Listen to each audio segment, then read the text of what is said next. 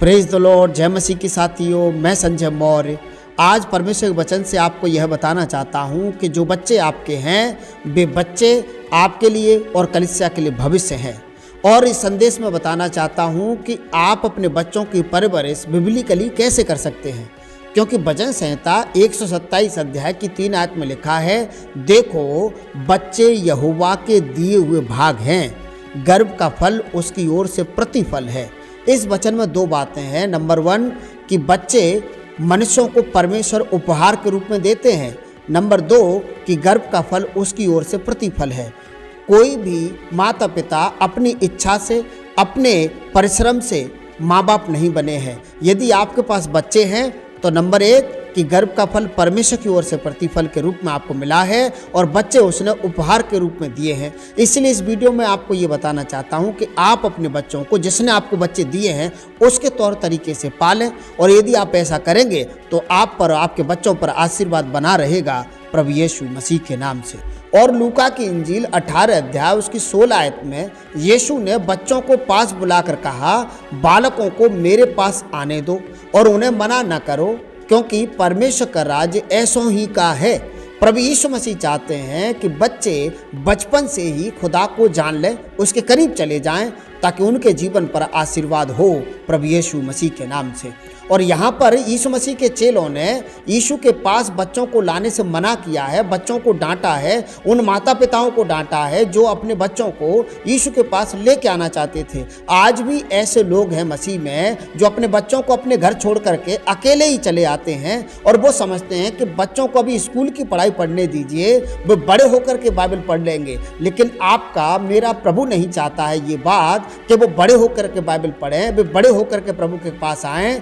वो बड़े होकर के तो संसार में खो जाएंगे, वो बड़े होकर के संसार में भटक जाएंगे। और यदि आप नहीं चाहते हैं कि आपके बच्चे भटक जाएं, यदि आप नहीं चाहते हैं कि आपके बच्चे संसार में खो जाएं, तो आप बचपन से ही उनको खुदा के करीब लाना शुरू कर दीजिए, ताकि उन पर और आपके जीवन पर आशीर्वाद हो प्रभु यीशु मसीह के नाम से। क्योंकि नीति वचन 22 अध्याय 6 आयत में साफ शब्दों में लिखा है, लड़के को उसी मार्ग की शिक्षा दें जिसमें उसको चलना चाहिए, और वह बुढ़ापे में भी उससे न हटेगा। वचन पुष्टि करता है कि यदि आप अपने बच्चों को बचपन से ही खुदा के करीब ले आए, यदि आप अपने बच्चों को बचपन से ही बाइबल पढ़ना सिखा दिया है, यदि आप अपने बच्चों को बचपन से ही मसीहत सिखा दिया है, तो वे अपने बुढ़ापे तक खुदा से नहीं हटेंगे। वे अपने बुढ़ापे तक, वे अपने आखिरी सांस तक खुदा के पीछे चलते रहेंगे और उनके ऊपर आशीर्वाद बना रहेगा। आपकी जानकारी के लिए बता दूं, यूरोप में, यूके में और जितने भी अंग्रेजी देश हैं,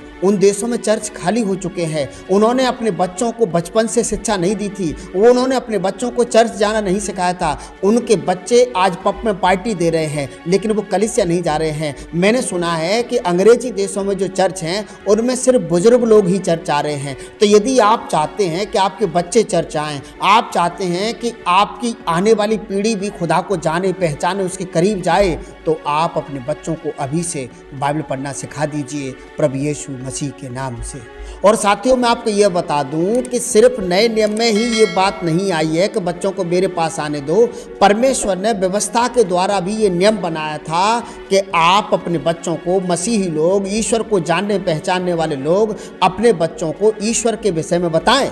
क्योंकि व्यवस्था में, व्यवस्था विवरण 6 अध्याय 5, 6, 7 आयत में लिखा है, तू अपने परमेश्वर यहोवा से अपने सारे मन और अपने सारे जीव और अपनी सारी शक्ति से साथ प्रेम रखना।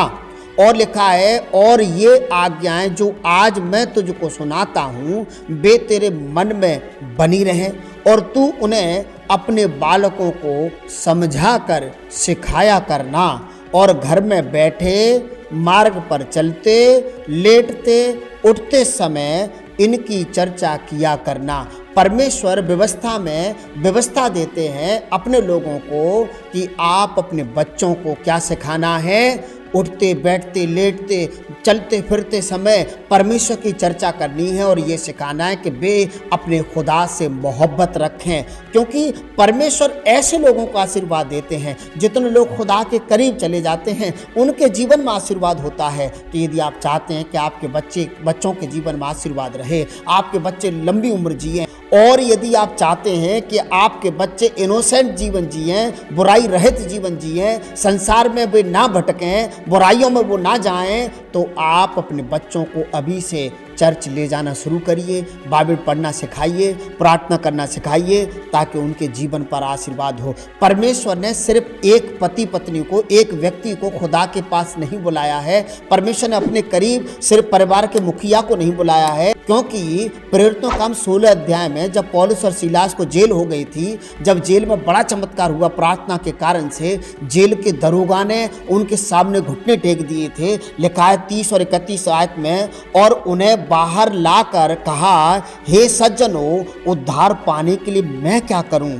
और उन्होंने कहा, प्रभु यीशु मसीह पर विश्वास कर तो तू और तेरा घराना उद्धार पाएगा। यहाँ पौलुस और सीलास ने उनको यह सलाह नहीं दी कि तुम उद्धार पाओगे, तुम विश्वास करोगे तुम बच जाओगे। वहाँ कहा, यदि तू विश्वास करे तो तू और तेरा घराना उद्धार पाएगा। यदि आप ईमान में हैं, यदि आप विश्वास में हैं, तो मैं आपको ये वचन से इंकरेज करना चाहता हूँ। परमेश्वर चाहते हैं कि आपके पूरे घराने का उद्धार हो जाए। इसलिए आप ऐसा परिश्रम करिए, आप ऐसा यत्न करिए कि आपके घर का एक एक सदस्य, प्रत्येक सदस्य खुदा के करीब चला जाए, क्योंकि परमेश्वर चाहते हैं, परमेश्वर वचन चाहता है कि पूरे घर का उद्धार हो प्रभु यीशु मसीह के नाम से। और मैं आपकी जानकारी के लिए बता दूं, मसीह बच्चों को बढ़ने का तरीका बाइबल बताती है कि मसीह बच्चे कैसे बढ़ने चाहिए। आपके बच्चे उम्र में बढ़ रहे होंगे, एजुकेशन में बढ़ रहे होंगे, पैसे में बढ़ रहे होंगे, कद काठी में बढ़ रहे होंगे। बिब्लिकली बढ़ना क्या है वो यहाँ लिखा है, 1 शमूएल 2 अध्याय 26 आयत में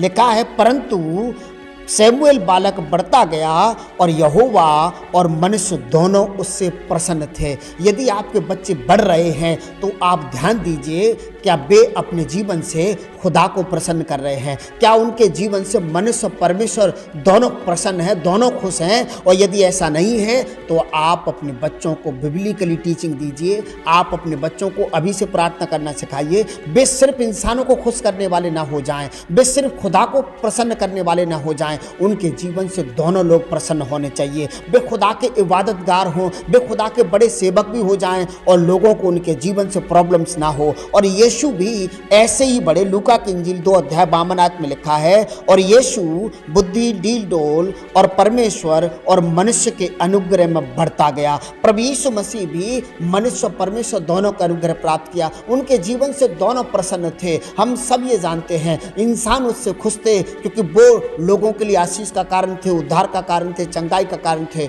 और खुदा उनसे प्रसन्न थे। आप अपने बच्चों के जीवन पर ध्यान दीजिए। वे उम्र में तो बढ़ रहे हैं, वे कद काठी में तो बढ़ रहे हैं, वे संसार की नॉलेज तो प्राप्त कर रहे हैं, क्या वे उद्धार की नॉलेज प्राप्त कर रहे हैं? क्या वे ईश्वर की नॉलेज प्राप्त कर रहे हैं? क्योंकि यूहन्ना 6 अध्याय 68 आयत में लिखा है, हे प्रभु हम कहाँ जाएं, क्योंकि अनंत जीवन की बातें तो तेरे ही पास हैं। आपके बच्चे सब हर प्रकार का ज्ञान प्राप्त कर रहे होंगे, पर मेरा सवाल है, क्या वे अनंत जीवन का ज्ञान प्राप्त कर रहे हैं? हो सकता है वो ठीक हो गए होंगे, बीमारी से उबर गए होंगे, लेकिन क्या आपके बच्चों के पास अनंत जीवन है? क्या वे इटर्नल लाइफ को प्राप्त कर पा रहे हैं? यदि ऐसा नहीं है तो आप अपने बच्चों को चर्च ले जाना शुरू करिए, और आप अपने बच्चों को प्रार्थना करना शुरू करिए, आप अपने बच्चों के साथ प्रार्थना करना शुरू करिए, आप अपने बच्चों को बाइबल पढ़ाना शुरू करिए। आपके जीवन पर, आपके बच्चों पर आशीष रहेगी और वे बढ़ेंगे प्रभु यीशु मसीह के नाम से।